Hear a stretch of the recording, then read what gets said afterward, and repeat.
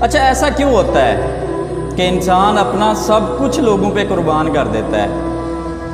اپنے احساسات، اپنا وقت، اپنے جذبات، لیکن پھر بھی وہ اکیلا رہ جاتا ہے۔ جب اسے خود کو کسی اپنے کی ضرورت ہوتی ہے تب کوئی بھی اس کے پاس نہیں ہوتا۔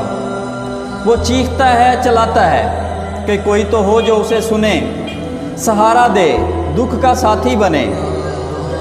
جب وہ خوش ہو تو اس کی خوشیاں بانٹے، جب وہ اداس ہو تو کوئی اس کے غم بانٹنے والا ہو۔